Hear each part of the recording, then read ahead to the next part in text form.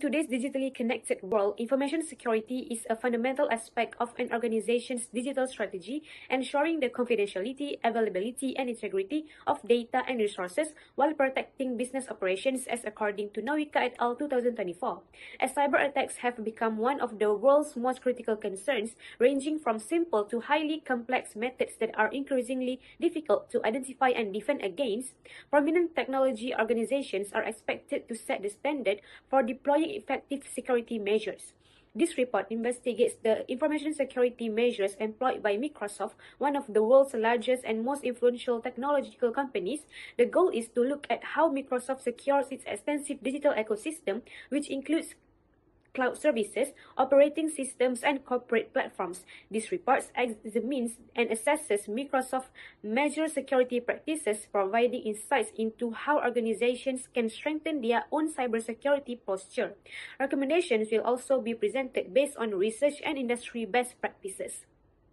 For the Microsoft IT Unit current security approaches and insights, Microsoft uses a comprehensive and advanced cybersecurity strategy to defend its global infrastructure, products, and consumers. One of its main tactics is the Zero Trust security concept, which follows the philosophy of never trust, always verify, treating all persons, devices, and systems, whether internal or external, as potential risks, rigorously authenticating access requests, verifying privileges, assessing security before granting access, continuously monitoring and analyzing network activity to prevent unauthorized access and attacks, and dynamically adjusting security policies accordingly.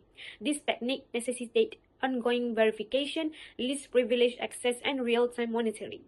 To implement this strategy, Microsoft employs advanced solutions such as Microsoft Entra ID for identity and access management, Microsoft Defender for endpoint for threat protection, and Microsoft Sentinel, a cloud-native security information and event management solution for real-time threat detection and response.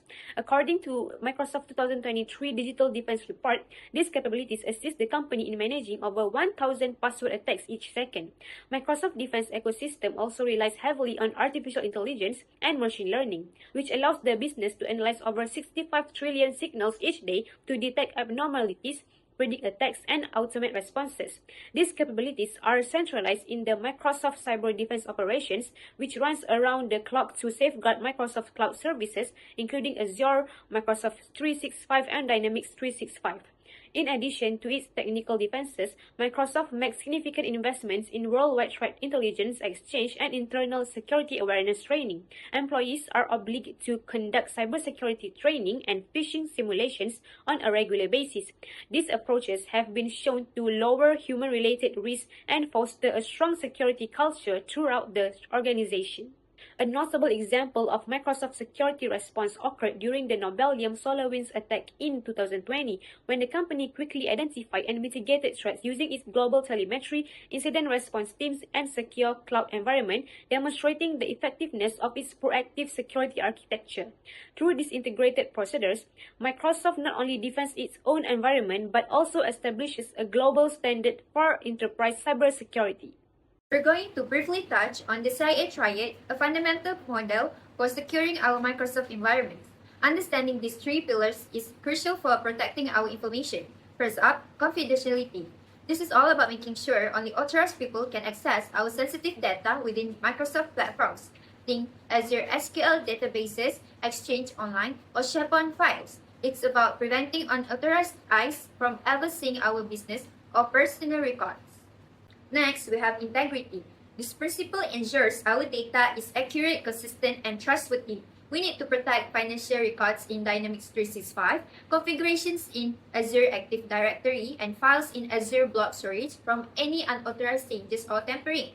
This ensures our data is always reliable for critical decision making. Finally, there's availability. This simply means our authorized users can always get to the Microsoft services and data they need. Whether it's essential applications hosted on Azure, Microsoft Teams for communication, or our Windows servers, they must operate continuously even if we face challenges like DDoS attacks. So moving on to information security approach, the first one is encryption. So according to Odoroy and Sarami, encryption is a method of converting readable data, known as plain text, into an unreadable format called ciphertext. So this ensures that only authorized users can access the information. So the main purpose of encryption is to prevent unauthorized access. It protects against common cyber threats like hacking, eavesdropping, and other malicious attacks by making the data unreadable to intruders. Encryption plays a critical role in cybersecurity. It protects sensitive information from being intercepted or accessed by unauthorized individuals, making it a core part of any organization's defense strategy. So at Microsoft IT unit, encryption is used extensively to protect user content. This includes files, email messages, calendar entries, and more. So in Microsoft 365, for example, user data is encrypted both at rest and in transit. So this is achieved using strong encryption protocols such as transport layer security and security socket layer, internet protocol security, and the advanced encryption standards. So overall, encryption is essential not just for Microsoft, but for any IT unit. It ensures data confidentially, prevents unauthorized access, and protects important assets such as customer data, corporate information, and intellectual property, even if the data is intercepted. Now, let's look at access control in information security. So, according to SIN 2023, access control is the process of ensuring secure access to data, devices, and computing resources by using well-defined policies. These policies help determine who can access which part of a system or environment. So there are several common models of access control used to enforce these rules. These include discretionary access control or DAC, mandatory access control MAC, and role-based access control also known as RBAC. Each of these models defines and enforces access rights in different ways. However, analyzing the security of these access policies, especially in decentralized systems, can be highly complex.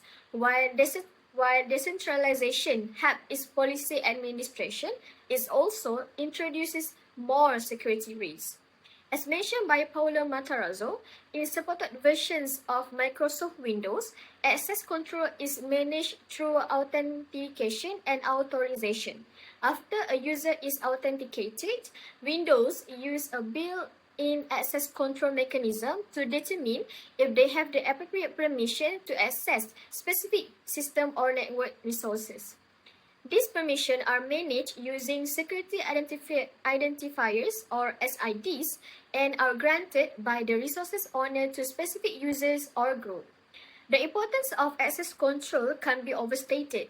It plays a crucial role in protecting sensitive information like customer data and intellectual property from unauthorized users or malicious actors. It also helps to prevent data exploration by insiders and reduces exposure to web-based threats.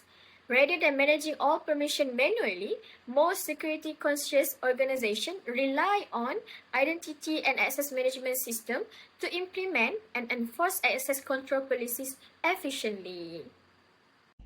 Now, let's look at the third one, firewall. Now, according to Abby in 2000, a firewall is a computer, a router, or any other communication device that filters access to the protected network. Firewall is a security where it controls the traffic going in and out of the network through a rules set by the company itself. Now, there are many varieties of firewall. For example, a proxy firewall who acts as a middleman between the internal and the external network. So those who want access to the internet network will need to pass security checks by the proxy in the middle. There are also pocket filtering firewall, where the firewall inspects each action made in the network and blocks said suspicious access. Now, Microsoft has recently upgraded their firewalls for Windows 11, now enabling Windows security for their consumers, which included the firewalls mentioned before. All of this can be recorded to be reviewed later by security team to strengthen the network and the security of said network. Next is the effectiveness of selected approach. Firstly is encryption, which can convert data into unreadable ciphertext such as TLS and SSL, and then it can safeguard data confidentiality for sensitive contents such as files and emails. It can prevent hacking, eavesdropping, and data interception. Meanwhile, the challenges would be the complexity of key management and also can delay any legal discovery or incident investigations due to decryption requirement. Next is access control, which it functions to regulate who can access and what and under what conditions. It granular control over resources, preventing unauthorized access and insider threats. However, the challenges would be complexity in managing policies across large decentralized IT environment and have the risk of permission sprawl, which is users accumulating excessive permissions. And lastly, overly restrictive controls can cause user frustration and lead to security shortcuts. Lastly is firewall, which is effective because it acts as the first barrier of the outermost layer against external threats. It filters network traffic, incoming and outgoing based on predefined rules. However, the challenges would be limited defense against internal attacks, which is such as insiders, compromised credentials, and it is not foolproof, which can be bypassed if not properly configured or if threats originate internally. So as for threat and vulnerability analysis, cyber threats come in many forms and pose serious risks to digital system and data. So according to Team 2025, common threats include malware like ransomware and spyware, phishing, man-in-the-middle attacks, denial of service, zero-day exploits, and also password attacks. So even Microsoft isn't immune. Between July 2023 and June 2024, human-operated ransomware attacks rose by 275%. True early detection have reduced the overall impact by Capco 2024. The 2025 Microsoft Security Blog also highlights threats like a zero-day flaw in the command log file system, the macOS HM serve, vulnerability and ongoing risks like BlueKeep and XC exploits. These examples show why timely patching, strong system safety, and constant monitoring are essential to defend against cyber threats. Now, we'll discuss understanding and addressing cybersecurity threats within our Microsoft environments.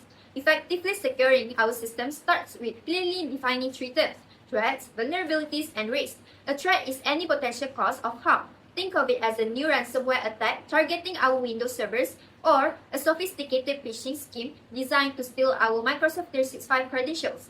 A vulnerability, on the other hand, is a weakness in our Microsoft systems, perhaps an unpatched Windows server vulnerability or an Azure storage account that's not securely configured.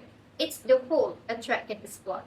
When a threat successfully exploits a vulnerability, that's when we have a risk. Risk is the potential for damage or loss calculated by looking at how likely an event is and its potential impact.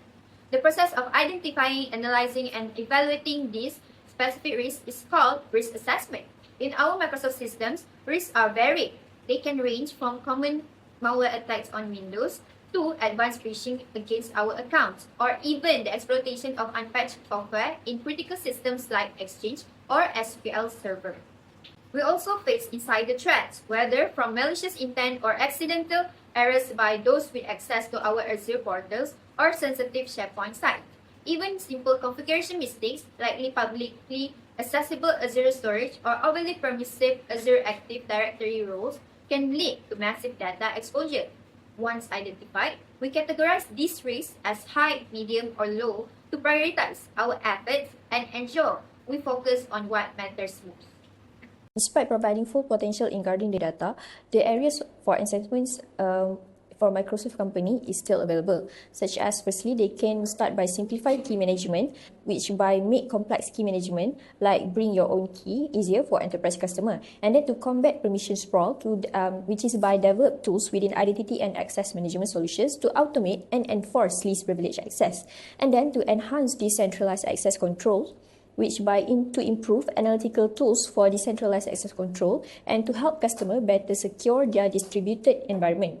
And lastly is to expand user security awareness, which to give the rest of human operated ransomware and evolving cyber threats, extend user-centric security awareness programs beyond internal training to empower external users against sophisticated tactics. Lastly, by continuously improving in these crucial areas, Microsoft can further solidify its position as a global leader, especially in cybersecurity.